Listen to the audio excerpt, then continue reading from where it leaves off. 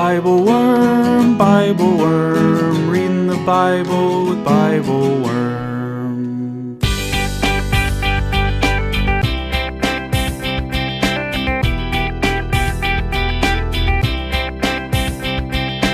Welcome to Bible Worm, getting to the core of the biblical text. I'm Dr. Amy Robertson, Director of Lifelong Learning at Congregation Or Hadash in Sandy Springs, Georgia. And I'm Dr. Robert Williamson, Professor of Religious Studies at Hendrix College and the founding pastor of Mercy Community Church in Little Rock. We're here every week to discuss the biblical text, both as biblical scholars and as people of faith, one Jewish and one Christian.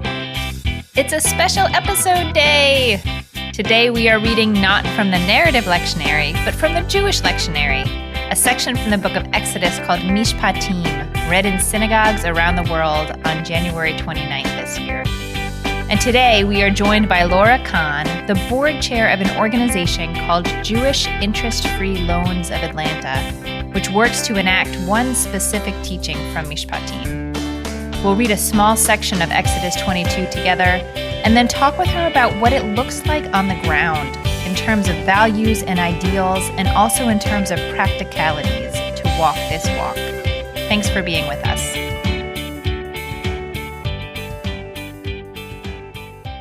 Hello, Bobby. Hey, Amy, how are you this week? I'm great. I'm so excited about today's episode. It's a special episode. Yeah. Who doesn't love a special episode? And so we are actually not alone here. It is not just me and Bobby sitting in a Zoom room. We are joined today by Laura Kahn. Want to say hello, Laura? Hey, Amy. Hey, Bobby. Hey, everybody.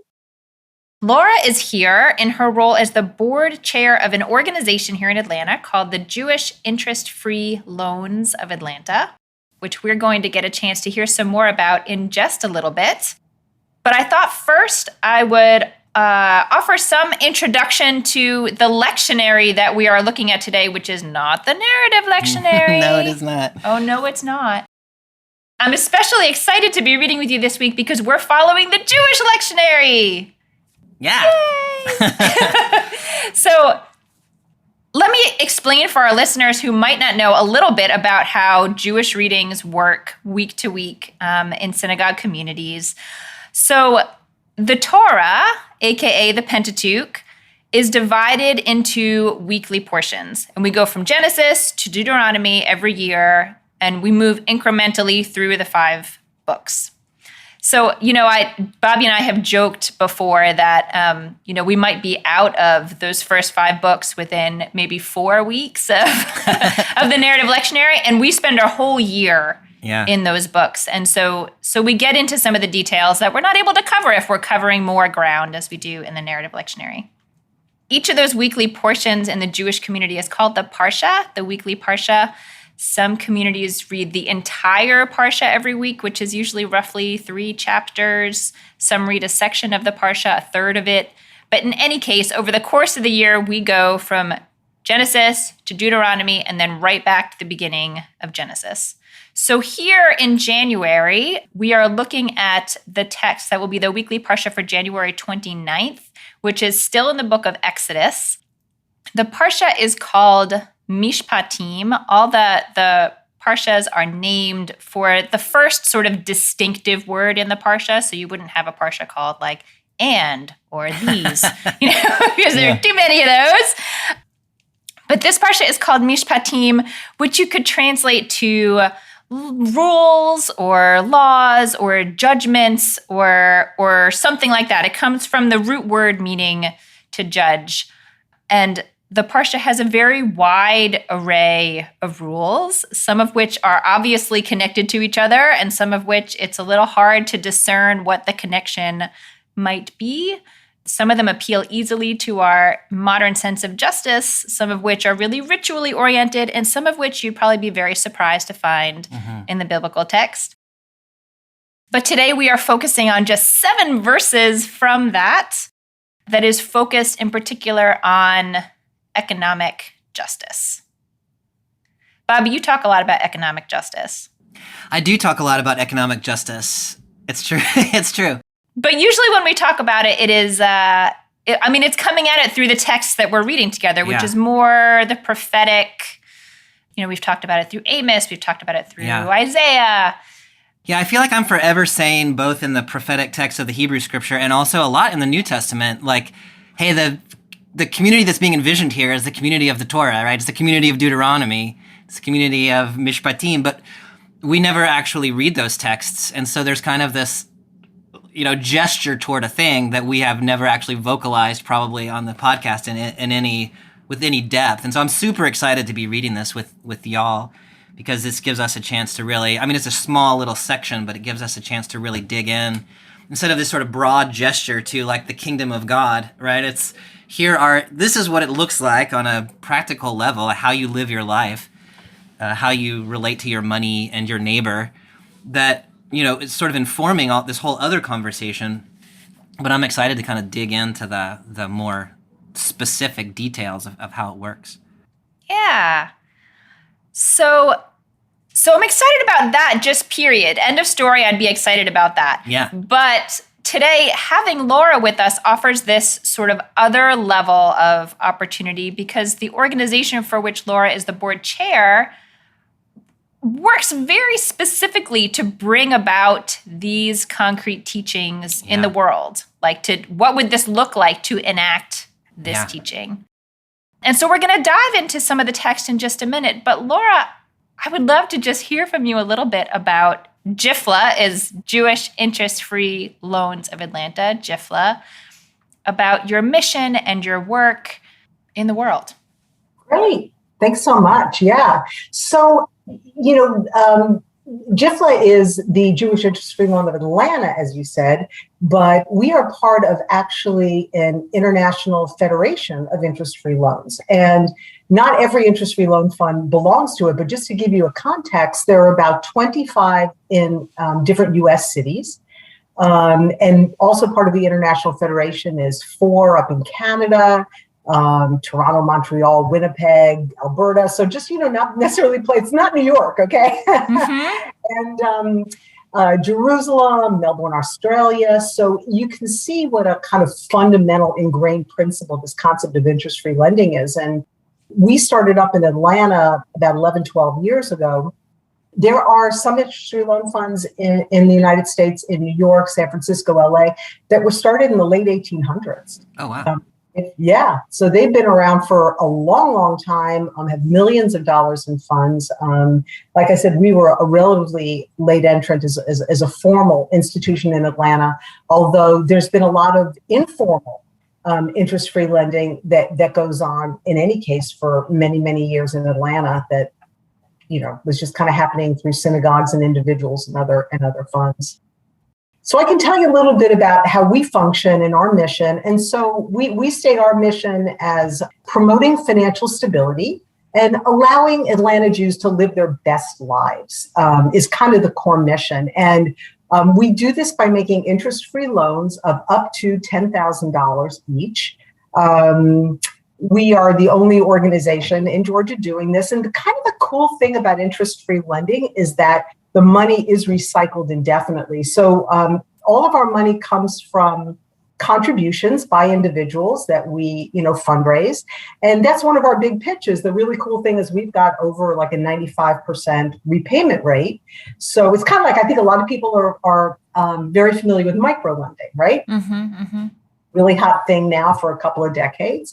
And in a way, you can think of this as, interest-free micro-lending is we put money out there to people who need it, and then they repay us, and then we put the money back out there again. And so some people have very essential needs. They need to pay their mortgage. They need to pay their rent. They need to buy food. So that's kind of the most need-based. But then there's people, I can tell you so many different uses, medical expenses, people who need basic renovations to their house or their HVAC goes out. And the way I always explain it to people is there's a lot of folks out there who don't have $5,000 to cover an emergency. And I know you guys are familiar with these statistics, right? Remember a couple of years ago, all these statistics came out about, I think it was over 40% of Americans could not meet a $1,000 unexpected need. Mm-hmm. So there's a lot of folks who, if your HVAC goes out and you need $3,000, or your car breaks down and you need that car to get to work, you don't have $3,000 or $5,000, whatever, to fix your car, but you do have income and you do have the ability to pay back $75 or $100 or $150 a month over a few years. And that's the niche that we attempt to fill in the community, so that people, and again, we talked about promoting financial stability, so that people don't get buried by putting it on their credit card, and then you never ever pay that off, right? You're paying it at 22% interest, and all you do is build up debt and go underwater. And so that's what we try to do, is help people live their best lives by, and also again, things like repairing a car. It helps people stay employed. It helps you. It prevents you from going down that financial slope, becoming homeless, or not being able to hold your job because you don't have a car, or whatever. That keeps the community healthy. I love that, and and I feel like we can just say that is an outstanding and important mission. Period. The end. Like on its own merit, and the reason we have you here with us today on Bible Worm is that core idea of the importance of having access to interest-free loans, or making those available within one's community, is just right there. It's right there in this Torah portion, in this parshah in Mishpatim. And so we're going to spend a little bit of time, we're just reading a tiny little snippet of the parshah, but just to pull out some of this, the broad ideas and the specific teachings that inform your mission. Awesome. It's exciting. Yeah. So the text we are reading, if you are looking at a Jewish translation, is Exodus chapter 22, verses 20 through 26. The NRSV, and I think some other Christian translations too, Bobby, you said they're off I think by the a verse? versification is from the Septuagint, maybe, the Greek translation. And so in the NRSV and other typically Christian Bibles, it would be chapter 22, verses 21 through 27. So I am picking up in chapter 22, verse 20 in the NJPS. You shall not wrong a stranger or oppress him, for you were strangers in the land of Egypt. You shall not ill-treat any widow or orphan. If you do mistreat them, I will heed their outcry as soon as they cry out to me, and my anger shall blaze forth, and I will put you to the sword, and your own wives shall become widows, and your children orphans. So this is not specifically the verses that pertain to interest-free lending, but I don't know, I feel like there are some important general teachings here that kind of inform, I don't know. Yeah, that's really important context for sort of like, why do we care about what we're getting ready to talk about? Well, it's because of this. Right. So let me ask you first, in that first verse, you shall not wrong a stranger or oppress him, for you were strangers in the land of Egypt. Can you draw out a little bit that because in the middle, the for, what is the relationship between those two clauses in your mind? Yeah, that's such an interesting observation and such a great place to start.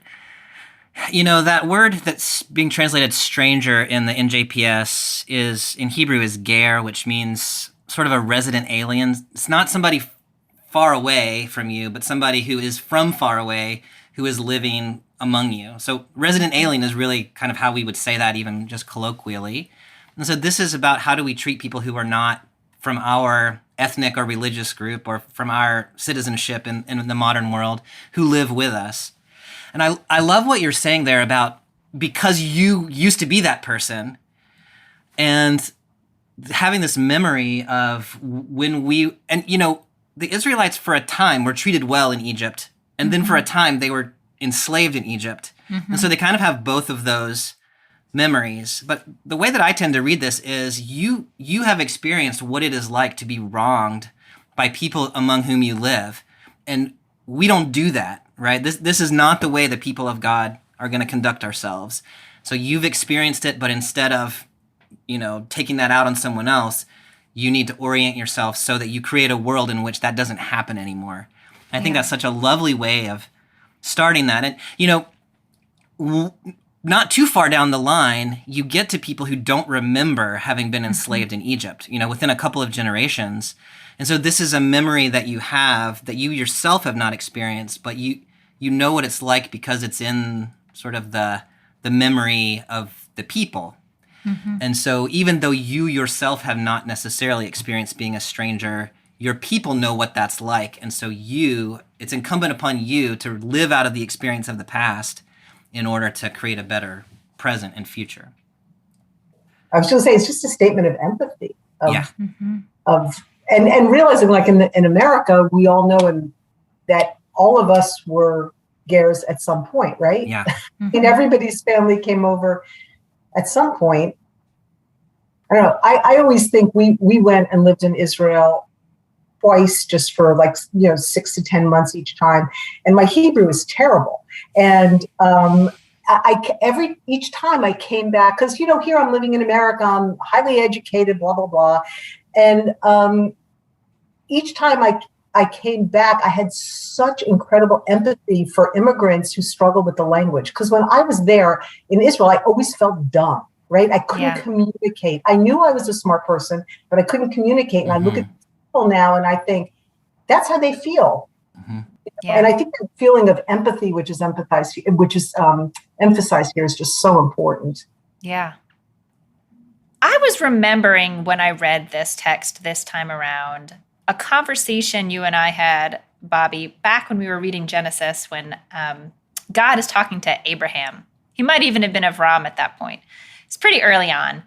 And God tells Abraham that there is going to be this period of time that his descendants will be enslaved or oppressed for, I don't remember how much detail is given, but it's clear that there's going to be a long period of bad stuff. And I remember asking you, why would you tell someone that? Why would God tell Abraham that now? And so we, sort of tossed that around for a while. And I don't know, it just came to my head reading this text, I think, maybe working with so many bar and bat mitzvah students who ask, why would that be part of the plan from the beginning? Why would God's plan involve, then your people will suffer for 400 years? Yeah. And, I'm not here to say, it's all for the good. It was no big deal. Everyone needs to suffer. I don't need to get into all that. It sort of is what it is, and the story is what it is. But I think this is just such a clear reminder of how important that history of suffering is in, just as Laura said, in the development of empathy and, being able to be pulled right back into that root memory of, no, in your kishkis, in your guts what it feels like. And sometimes that is more compelling than an abstract idea of you shouldn't oppress them because you shouldn't oppress them. Don't be a jerk. Yeah. That's compelling sometimes, but when you really know in your gut what it feels like, it's different. Yeah, and I myself don't read that Genesis text as necessarily saying it was God's intention that the people should be enslaved in Egypt, but this is going to happen. This is the way the world works. This is what people do to each other. And so you shouldn't think that the promises of God are bankrupt when this happens to you. And then when you're on the other side of this thing, the world works this way, but you don't need to work this way, right? You need to figure out how to do it differently. And so I do think there is something important about going through things. And also, I think it is not God's intention that we ought to go through things so that we can be more empathetic, but that we ought to be able to be empathetic based on the experiences that other people have had that they share with us and the memories that come to us that we ourselves didn't necessarily experience.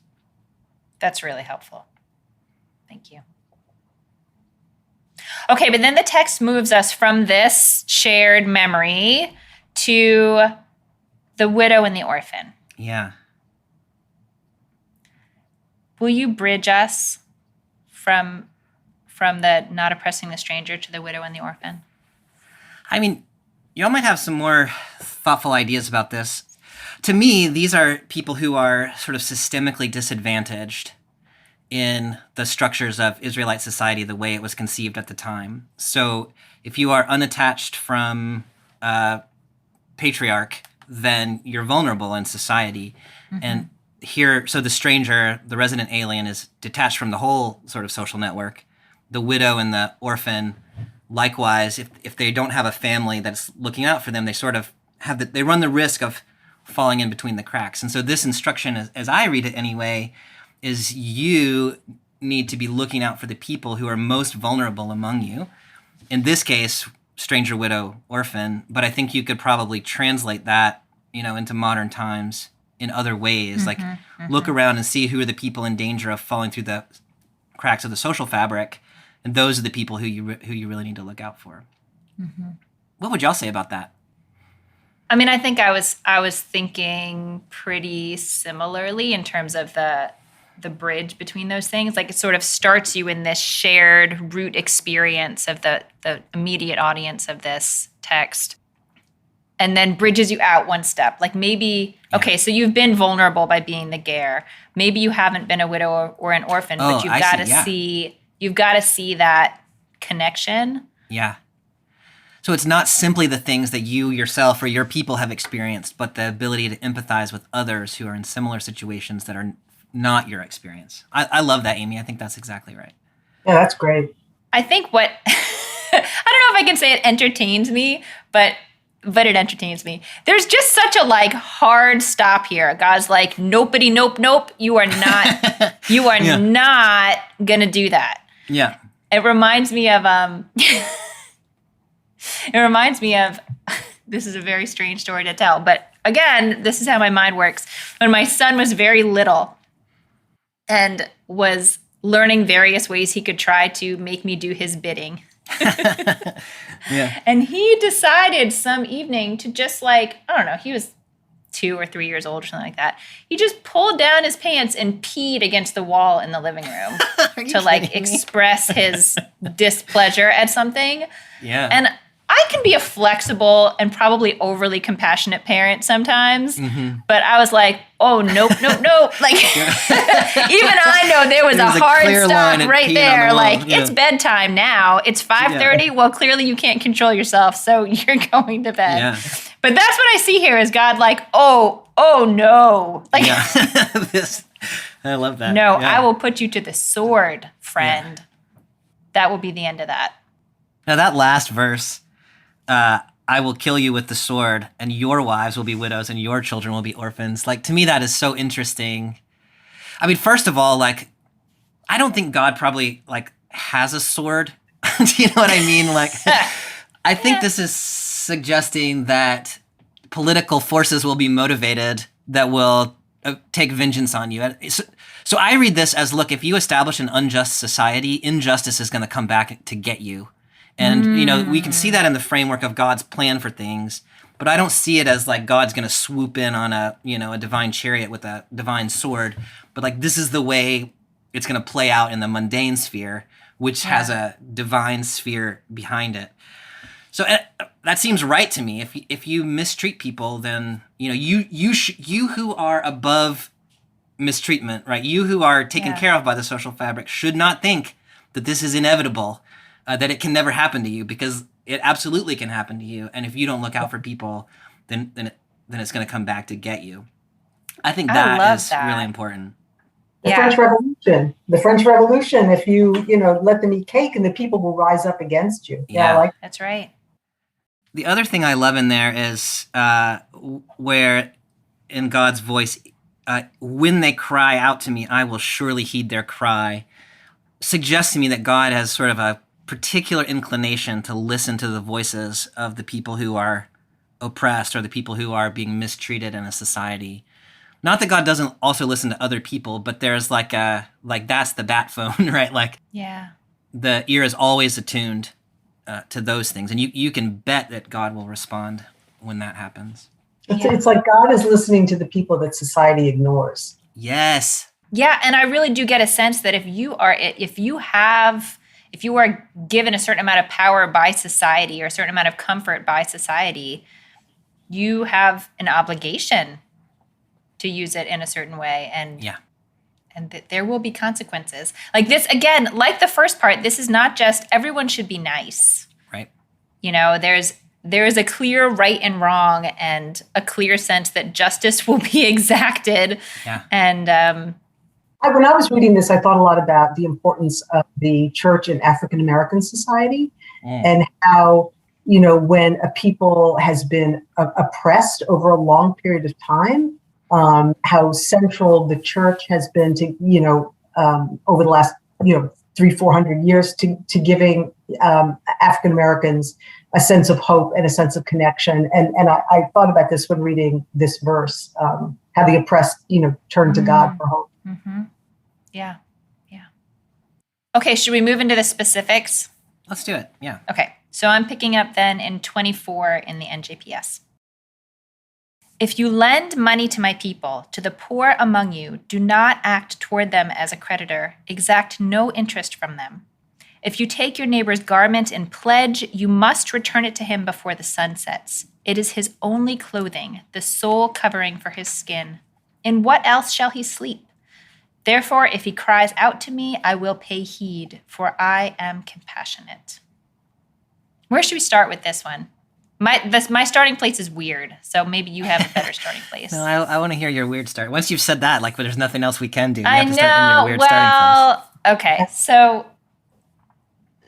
my starting place is looking at that first verse. If you lend money to my people. If is a translation of im in Hebrew that is usually translated as if, but is sometimes translated as when. The translation I'm looking at says when, by the way. Rashi here says it's when. Rashi is a Jewish interpreter who sometimes flies a little fast and loose with the biblical text. Yeah. But is very interesting. I think the reason I asked that question is maybe something we actually ultimately want to put on the shelf for now, because I think there are teachings whether or not we determine one way or the other. But whether there is an assumption in this text that society includes loaning. Someone among your people is going to need to borrow money, and you are going to make a loan at some point. Versus saying if, which is really just sounds like you can decide to opt into this or not. Like it's really totally up to you. I like when better just because, the whole concept of lending money is fundamental to a functioning economy and a functioning society. There's always going to be somebody who has a little more and somebody who has a little less. I think the concept of when is a recognition of the fact that, kind of like you were saying, Amy, it's inevitable that somebody's going to need something. And whether you're lending money, or in earlier societies, whether you were lending somebody 3 cups of wheat, that they had to pay you back on your harvest when they had their harvest or whatever, at some point there's going to be an exchange of money or goods or something. And it's important that the Torah sets out what are the terms of that exchange. Yeah, I think that's really, I like when better too. And for that reason, yeah, I think I would probably, I'm not sure my Hebrew, I'm not entirely convinced it can mean win, but who am I to quibble with Rashi, right? So I think I'll step back and say Rashi yes. Rashi says let's there are only 2 other times in the Torah when he would advocate for im, meaning when. So I don't know. But I really like thinking about it theologically. I think it's really rich to think about it as when. Yeah, no, I think that's absolutely right, and I think y'all have said it well. If you say if, then you think, well, okay, I don't want to give money without interest, so I'm just not going to do it. And then I pass the law. When it's when, then you think, okay, well, that's expected that I should, and here's how it's going to work. I think that's better for sure. Yeah. This idea of exacting no interest. I mean, on the one hand, it seems pretty straightforward, but it's also pretty countercultural in modern American life. Yeah, it's curious what the incentive there is for for the creditor, the person who's loaning the money. Mm. I mean, it seems to be suggesting that you ought to do it because you have resources and other people in the community don't have resources, and therefore you ought to freely make your resources available to those in need. Mm-hmm. I love that idea, but it is hugely impractical, I think, to expect that people might actually do that. Which, I mean, we're talking about an idealized society that enacts some certain kind of covenantal relationships among people, and so maybe it's reasonable that it be idealized.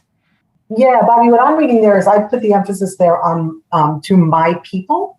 Mm-hmm. And later on in the book of Deuteronomy, there's some clarification where it says, you shall not cause your brother to take interest. So it kind of expands on that concept. Mm-hmm. But it says, but you may cause a Gentile to take interest. Yeah. So it kind of confirms what you were saying here, which is that within a limited group or community or society, and the Israelites, of course, at this time were a very small group within mm-hmm. society, as the Jews continue to be today, less than 1% of global population. So I think that's kind of the emphasis I would put there when I think about practicality. The practicality is, within your community, don't do this. But, within the greater community, a Jew can borrow from a Gentile, a Jew can lend to a Gentile with interest, and that supports that kind of economic imperative that, you need lending in a society. Yeah, that's really helpful. And that the to my people, and then it's qualified by to the poor among you, which puts us back in that previous paragraph, mm-hmm. the resident alien, the widow, and the orphan. And so, I think one way of reading it is those in danger of, those who cannot take care of themselves or who are in danger of falling through the fabric of the social network. Those are the people that you shouldn't take interest from. I'm interested in that sort of Gentile resident alien, like we've just said, don't do this to a resident alien, but then Deuteronomy is going to say, oh yeah, but you can lend to a Gentile with interest. And I don't know whether you then think about people, like, is there a difference between people who are Gentiles who live among you, like part of your community, versus those who are out there someplace? Mm-hmm. Or are Deuteronomy and Exodus doing something slightly different? I don't quite know how to square those two texts, I guess. Yeah. And, it's funny, when we started our interest-free loan society and we got a rabbinical advisor, and we were asking about, because there are Jewish interest-free loans that make loans to non-Jews, interest-free loans to non-Jews. And they tend to be some of the bigger ones, the ones with more resources, but not all. So it's kind of a business and philosophical decision at the beginning to say, do we want to lend to non-Jews or not? Yeah. And the one thing I always remember the rabbi saying is he said, it's a mitzvah to do an interest-free loan to a Jew, but it is certainly not a sin to do an interest-free loan to a non-Jew. In other words, it's still a good thing. It's a good thing. Yeah. But you have limited resources, and make a decision about your limited resources. That's really helpful. And in my mind, this Exodus text is imagining a world in which the Israelites or the Jews are the majority. So, we're in Israel in the whatever period we're in, and you are the dominant culture, and then there's people living among you. And so how you transpose that into a world in which, as you're saying, Jews are very much a minority in most of the world. And, so the responsibilities then, I think, shift around a little bit. Mm-hmm. In ancient times, Jews were never a predominant. I mean, maybe I agree with you, Bobby. I'm sure we didn't have the mobility we have today, right? Yeah. So you could be whoever was living within 10 square miles of you was really the community that you lived with, because people weren't traveling far away. So that's a good point. Yeah. It's so interesting because I definitely, reading this text as a Jew, I definitely feel some tension around the idea that this is a teaching of how Jews should treat Jews. Yeah. And that it doesn't extend to the non-Jewish community. And I think actually your question, Bobby, or the way that you framed your question in terms of like the practicality and covenantal relationship is really helpful to me, because I do think, whether whether to parse it. Like, I think there is some question of like, at the end of the day, who are your people? And if you say everyone is my people, that will raise some challenges. Like that will, in terms of, okay, give interest-free loans to everybody all the time is maybe impractical, not because people are inherently different from one another, but just because there's some tension between sort of universalism and having a sense of like your people, whatever you construe that to mean, whether it's the Jewish community or whether it's your synagogue community or whether it's your family or whether it's your church or whatnot. Yeah, I think that's right. I think that's so helpful. And, one of the things I was thinking as y'all were talking is, with Christian ears, my people sounds different to me. Mm-hmm. But I don't think in my ears, it's not just other Christians. It's sort of this, I'm reading, Amy, you and I talked about last year, we talked about in the Gospel of Luke, the parable of the Samaritan who is sometimes called good. Mm-hmm. And Jesus says, love your neighbor as yourself. And he says, but who is my neighbor? And then Jesus tells that story in which it turns out that anybody who is in need is your neighbor. And so that story actually does, I think, open out to say the whole world is your neighbor, like everybody. Mm-hmm. And so anybody in need is your responsibility. And we talked back then about how that's huge and impossible. And how do you even start to think about that? So to me, this is an interesting question. And it seems like it reads a little differently in a Jewish context than a Christian context, maybe. But most Christians that I know just get overwhelmed by that concept and don't, like they take care of the people that they know, right? That's sort of our tendency is to take care of whatever we consider to be our community. And that's not a bad thing, right? If everybody was taking care of their community, then and not damaging other people's communities, we'd be okay. Yeah. Hi everyone, it's Bobby here from Bible Worm. We hope you're enjoying the podcast. Amy and I started Bible Worm a couple of years ago because we wanted to create a space where we could talk deeply about the Bible in ways that bring together our academic backgrounds in biblical studies and our deep engagement with communities and people of faith. We decided to make this resource free because we want everyone to have access to sound biblical scholarship that connects biblical faith to everyday life. We hope you're finding the podcast fits that need. That said, while the podcast is free, making it is not. Amy and I and the rest of Team Bible Worm spend a lot of time and energy studying, recording, and editing the podcast to make it freely available to the public. If you enjoyed the podcast, and if you find yourself in a position to support our work, we hope that you will consider becoming a Bible Worm supporter for as little as $4 per month. For a bit more, you can also get early access to episodes, weekly liturgies, video Bible studies, join a monthly discussion group, and more.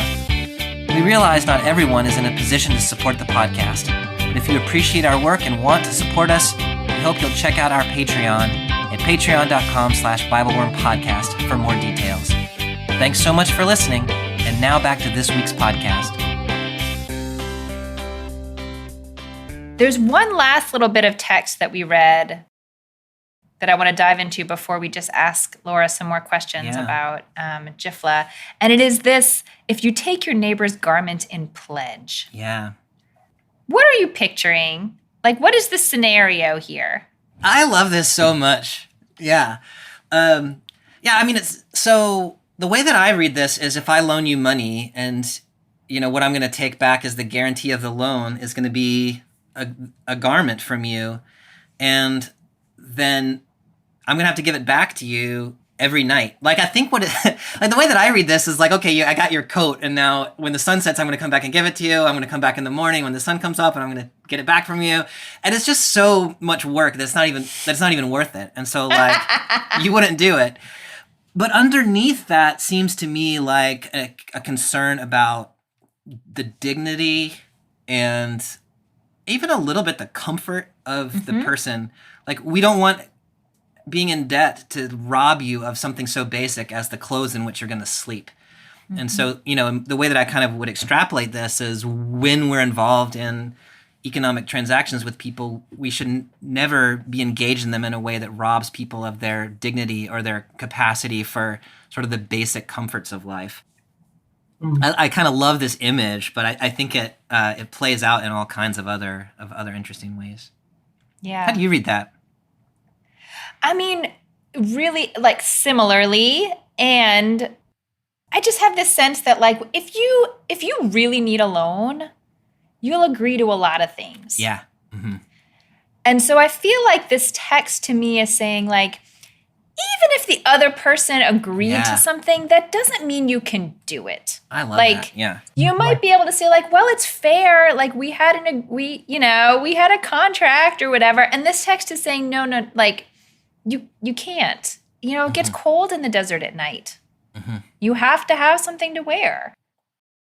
And so it feels to me like it's saying it's not just a question of like what's fair or what's agreed upon. Like there are certain basic needs that you can't sign away. Like you can't just let your community members say they don't need it, because they do need it. Yeah. I love that. It shows that sometimes people come into you in desperation and don't take advantage of the desperation. Yes. Yeah. Yes. I mean, I'm thinking of some of the, more egregious loaning policies where they'll loan to someone who's in a truly desperate situation with such insane interest rates that nobody should agree to that ever. But if you're really in a desperate position, what are you going to do? You might. Yeah.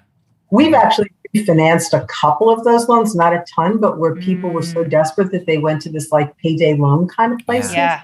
I always remember one guy came and he had borrowed like, $3,000 because he had to get his car repaired. And he came to us and he said, I really need the loan by the end of the month so I can pay it off. And on this $3,000, he had already paid like $500 in fees and expenses and interest in a month. I mean, it's crazy. Yeah. Amy, there's just one other thing in this text that I think is worth drawing attention to, is that last word, at least in the NRSV, where God says, I will listen for I am compassionate. Yeah. And that you hear that echo of Exodus 34, 6 and 7 there when God passes in front of Moses and gives a sort of divine self-description. And, we see images of God all kinds of ways, but that adjective, I am compassionate, sometimes that compassion works itself out as wielding the sword against the oppressor. It just did it like 3 sentences ago. Yeah. But ultimately, all of that is because God is compassionate toward the poor and the vulnerable. To me, that's one of the things I kind of hold in front of me always when I think about what is God like. I love that. And I love that it's, again, not just saying like, be nice. Like there's a real fire about it. Like there's an edge about it. There's a power. Mm-hmm. But the power comes from this, I want to say like soft place, but I don't know if that's the right, I don't know if that's quite the right image. It's a little hard to put it in sort of human society terms. And the compassion works itself out in very specific and tangible ways instead of like, I feel bad for people, right? Yeah. Like God has just given us this list of things like, okay, here's what it looks like practically to be compassionate. And so those are the things, like, I don't care how you feel, but I care what you do. I think that is really important. It seems really applicable to humans in our society. I mean, I think of it as God's social activism, right? God's saying, have compassion in a very practical way, go out and help people. And it's this, it's what you do like when your church or synagogue works for immigrant resettlement. It's so practical today with, Georgia has 700 Afghani refugees being resettled right now. If you go out and buy pots and pans for them in their new apartment or a couch or a television set or whatever, to me, this is speaking directly to this. It's extremely practical. Yes. This is like the very specific one practical example of some of these ideas that we've talked about in Prophets, right? Exactly. Yeah. So, Laura, you are walking the walk. I mean, you are doing exactly that, not just like sitting and having feelings of compassion, but your organization is figuring out how to really do the work on a day-to-day level. What, you told us a little bit about the organization just at the beginning. Do you want to tell us a little bit about what's been most challenging or most rewarding in the work that you do? It's so interesting because we're all human, and you think about compassion, and we see so many different cases. And look, there are people that are such hardworking people, the vast majority, and then they get unemployed or something, or they're living on the edge. And as we all know, when you're living on the edge, it's very easy to get pushed over the edge, right? Sometimes you see people, and I'll just be very frank, they're just managing their life poorly. They never seem to get ahead. They don't seem to make good decisions. Part of it is also being compassionate about those people, right? And maybe you don't agree with every decision they've made in their life, which has helped them end up where they are today, but they still deserve to have a roof over their head and to have, food on their plate and take care of their family. It's, for me, some of the things that have been really rewarding on a personal level, beside the obvious of you're helping people, you're helping them keep their head above water. For me, also, just seeing and getting to know a very broad base of the Jewish community. I mean, like all of us, I live in my kind of community pod. And what this has done is we work with the entire community, from very Orthodox people to the completely unaffiliated, and trying to reach out to the unaffiliated. And for those, maybe not as familiar with the Jewish communities, there tends to be the big movements are like Reform, Conservative, Orthodox. We work with all those synagogues, all those rabbis, all those schools, the Jewish day schools throughout the spectrum. And it's been very personally rewarding to get out of my Jewish pod and meet people throughout the entire community, and see the incredible work being done across affiliations. It really doesn't matter. All different parts of the community are doing really meaningful work in all different ways. So that's been kind of great. It's funny, and I think a lot of nonprofits face this, and it's very counterintuitive. One of the biggest challenges is always letting people know that your resource exists, right? I mean, there are so many resources out there, and people in need just don't always know that it's there. So we spent, we're finally now in our 12th year becoming a really full-fledged member of the Atlanta philanthropic community. And right now we have 125 loans outstanding. Our average loan is about $4,300. We're getting a lot of referrals now because we're getting better known. But really, again, one of the biggest challenges was just helping the community know that this resource existed, and getting referrals and helping people find us. Mm-hmm. Mm-hmm. I'm so curious about, I love what you're doing. And, as Bible scholars, we talk in the abstract quite a lot about like how people maybe ought to live or could live. But when then people are like, well, how do you do that? We're like, I don't know. But here you are, who have some like profound practical experience. And so I'm just interested if we have listeners who might be Jewish, might be Christian, might be unaffiliated, might be from another tradition, and they think, oh, this sounds like something I want to be involved in, or something maybe my church, my organization could think about doing something like this. How would you recommend somebody get started being either involved in this kind of work or, carrying out this kind of work? I would say that it doesn't matter if you're a Jewish or Christian organization. If you're really interested in having an interest-free loan association, I would recommend Googling and reaching out to the International Association of Jewish Free Loans, because they're not going to care what your affiliation is, and they would be delighted, I'm sure, to share information and help anybody interested. I mean, the first thing, and I was an originating board member of this organization, so I have kind of seen it grow from the beginning. You have to decide who you're going to reach out to, and this is what a lot of our discussion today has been about, right? I mean, I think that in order to be effective, you have to be targeted, and you can always expand your targeting later. But at first, let's say, start with your church. Start with just saying, hey, this is something maybe we as a community should have, and start within your own community, because that will help you figure out your parameters. And then again, you can always evolve from that, but start with a targeted group. Then you have to have some money, and then you have to develop your criteria. And one of our criteria, one of the big challenges again is the fact that you have to realize I am not a grant association, and it's a big difference. Most organizations are used to giving out grants. Churches certainly have funds that help people. We have in the Jewish community, we tend to have what we call the rabbi's discretionary fund, where if people are in need, they go to the rabbi and the rabbi will have money. He can help people out. Part of what we've done is we go to the rabbis and we say, hey, you know what, maybe don't use your discretionary fund. Maybe retain that for people who really don't have any ability to pay back. But if you see these kind of situations where the person is employed and they can pay back, send them to us. Yeah, so in the Jewish community, giving an interest-free loan is actually considered to be a higher level of giving than a grant, because it allows the person getting the loan to have more personal dignity. Because they know that they'll be repaying, that there's an obligation attached to it, and it's not charity.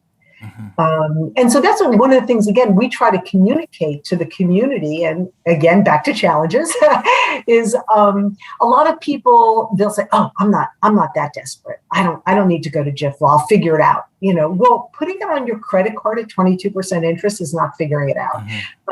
And so we're trying to communicate, hey, if you would get a student loan, if you would get a mortgage loan, or if you would put it on your credit card, don't be embarrassed. We're just another form of lending, and you're going to pay us back. And so by paying us back, you meet your obligations, and it's it's not something anybody should be embarrassed about doing. But anyway, Bobby, so I need to go back to your question about how to set this thing up, is set out your parameters. So in our case, we started out with $5,000 loans. We are now up to $10,000 because we have a bigger corpus of funds. So how big your loans can be is going to depend in part, right, on how much funds you have to start with. If you're starting with $10,000, you're not going to give $5,000 loans because you're going to only funds. So if you're starting with $10,000, maybe you give $1,000 loans, or whatever. So you decide, how much am I going to give? What's the repayment terms? You do have to have criteria that people can pay the loan back. Otherwise, again, you're not a loan society, you're a grant. And one of the things that almost all interest-free loan societies have is a guarantor requirement. And this is pretty important. This is something we haven't talked about. And so all of the interest-free loan societies they require at least some of the borrowers and most borrowers to bring a guarantor, so that if they can't pay back, the guarantor can repay the loan. And usually it's not, again, the full amount of the loan. It might be, I'm paying back $100 a month. I've hit a tough spot. I'm temporarily unemployed. And maybe the guarantor steps in and makes monthly payments until the person can come back in, pay the loan. So that's a very important and pretty universal criteria that free loan funds have that I think is important, an important part of it. It's so, I don't know, I want to say it's great. It's refreshing. I just love hearing how these ideas like really land in the real world of modern American life and finances. I love it. Another thing we mentioned that we do, and again, this is like for other people trying to reach out, is we feel that our mission is to amplify the mission of other organizations. So this isn't something that's intuitive at all. So which is why I'm pointing it out. There's a huge, again, within the Jewish community, just a huge philanthropic community, as I know there is within the Christian world. And so we haven't tried to reinvent the wheel. Part of what we do is we work with other organizations and we say, we can help you do what you do. So for example, there's something called the Jewish Fertility Foundation, and they give out a limited number of grants for women who need IVF treatments. There's the Jewish Family Services that provide psychological counseling or job counseling. There's the Jewish Home Life Group, which provides services to the elderly. So one of the things that we've done is to try to partner with all these other organizations and said, how can we help you fulfill your mission via interest-free lending? And so we work with the Jewish Home Life Group. They have a housing facility for the elderly. And so we will make loans to the elderly for hearing aids or for a computer so they can communicate with their kids who live out of town, or in one case, a refrigerator, or all different things where they know that we exist. They refer loans to us that we can make to the elderly. For the Fertility Foundation, they come to us so that it helps their grants go further. They can give like a $10,000 grant, but a couple may still need another $15,000 for the IVF. We might do a $10,000 interest-free loan on top of their grant. So that's something that is pretty unique to JIFLA, but I think it's also really, really cool. For Jewish day camps or whatever, families want to send their kids to a Jewish camp. And again, very reflective, I think, of the Christian community. A lot of people want to send their kids to camp. Maybe you don't have $3,000 to send your kids to camp, and you could pay it back at $100 a month over 30 months so your kids can go to camp. So we work with all the Jewish day camps. And that's one of the things that I think is really the most exciting about how we fulfill our mission. I love it. Okay, so I want to just name here the uncomfortable fact that there is a very sticky, widespread, long-standing anti-Semitic trope or anti-Semitic association that ties together Jews and banking and money and greed, like these for hundreds and hundreds and hundreds of years. Mm-hmm. And so to be in a conversation that is specifically about Jews and money and lending, it's just impossible for my mind not to go there a little bit. I don't know. What can you tell us sort of about that trope? What do you think we should know about it? Do you feel it at all in the work that you do, Laura? Yeah, such an interesting question, Amy. And, when I first started looking at it, to be honest, I kind of bought into some of the myths, I think, and that I thought I was going to find, Christians didn't lend money and they forced the Jews to lend money because, again, lending is somewhat of an economic imperative. And that was the basis for, kind of the anti-Semitism. But it was pretty interesting, actually. And then what I found was, except for a pretty short period of time in like the 13th century, the church didn't forbid lending. And there have been Jewish and Christian money lenders throughout history, and Christians lending to Jews and Jews lending to Christians. And so that in itself, to me, was interesting. So then what is the basis of the anti-Semitic trope, right? Which I agree with you is extremely pervasive over centuries. And I think, so the basis for Jews lending was, in medieval times, but really, as you guys know, into the 19th century, pretty recent history, Jews were not permitted to join guilds. Jews were physically and geographically limited into living in ghettos in most societies. So they weren't allowed to own land. They weren't allowed to be in these skilled guilds. So they really didn't have a lot of ways to make a living. So, that they were allowed to make money was through money lending. Mm-hmm. And so I think that's something that, again, at first my mind kind of went to, they were kind of forced to do that. I don't really think that was, at least as I understand it, the case, but it was an opportunity. And it was an opportunity to make a living. So where does this negativity come from? And I think maybe a couple of things. One is maybe they did it quite successfully. And the Jews were a much lower caste of society, right? And so my husband made a good point. He said, I think of it as a white man owing money to a black man in the 1930s Mississippi, right? I mean, think how that would feel. And so you're an upper caste of society, and there's another part of a group in society that's really looked down upon, and yet you're indebted to them. Mm. And so I think really the way I look at it is it evolved because of this sense of being indebted to this lower part of society, and the extreme discomfort with that, and the way that the Christian community or the broader community comforted themselves was creating this kind of negative trope around that. Does that kind of make sense to you guys or resonate?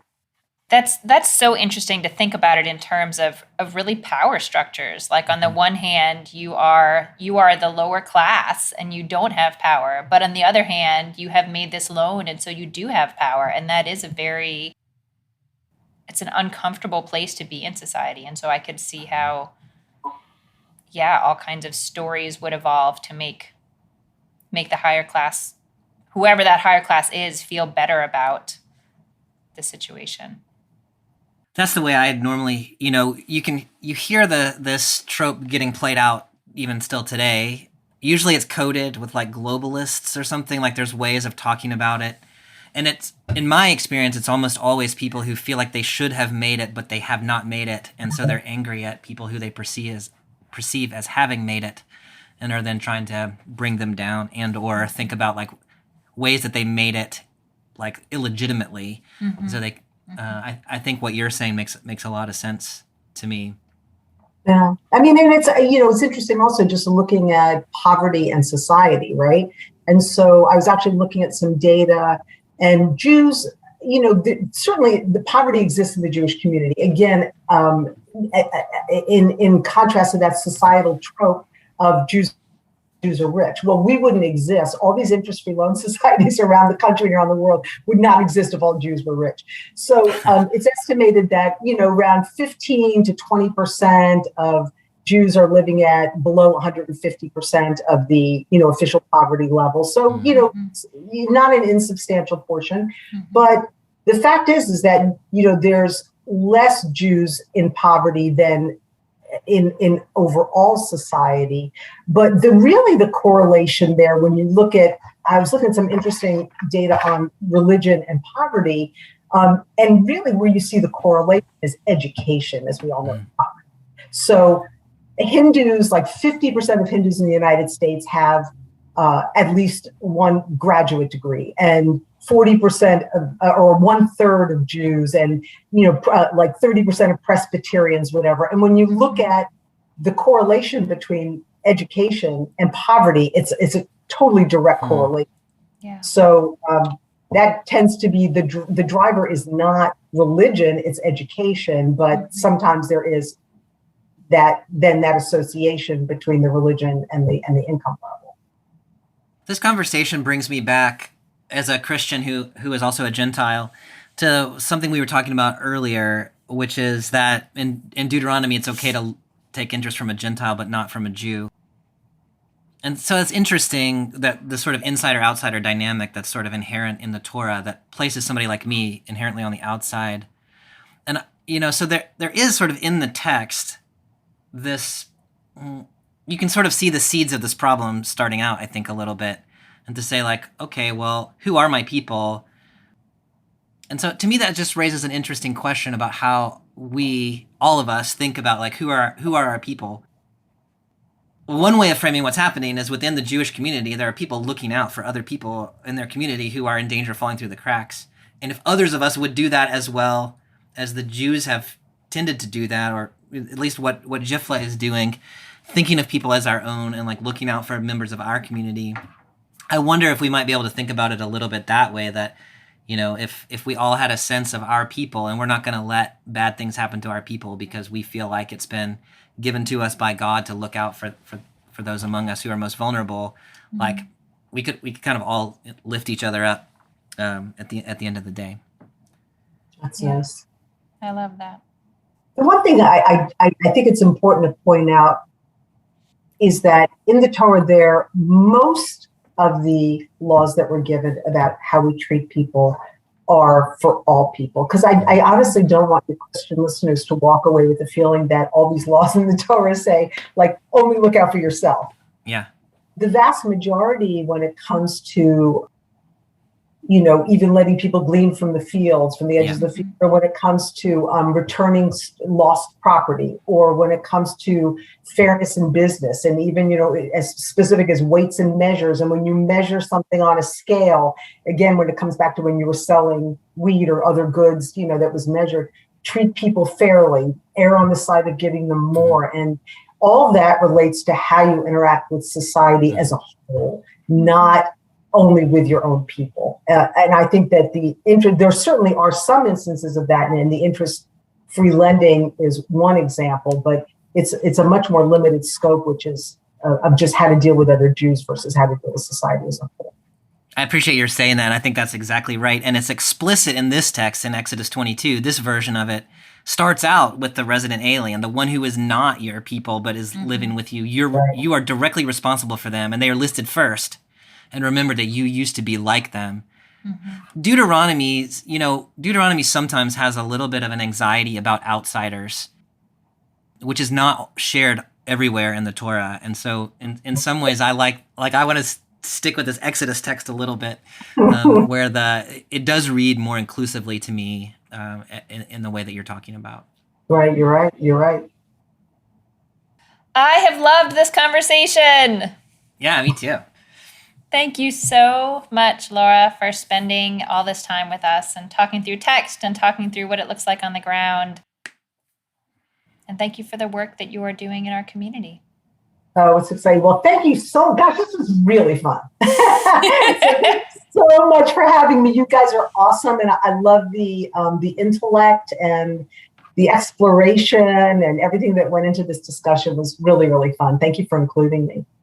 Laura, if there are people who are listening who are wanting to know more about what you do and, find out some more information than we've been able to go in to, how would they find out about you or your organization? Sure. Thank you. So it's just JIFLA, JIFLA.org is the best place to go. And again, if you wanted to reach out to see how you could start something on your own, our staff, we've got just, 3 part-time staff, but they're amazing. And, or some of our lay people, you can even ask them to refer you to me, which is Laura Kahn. And, we'd be delighted to help folks who are thinking about this kind of work. Terrific. Thank you so much for this conversation. I've really loved every minute of this. Wonderful. Thanks, y'all. I'll see you soon. All right. See you then, Amy. Bye.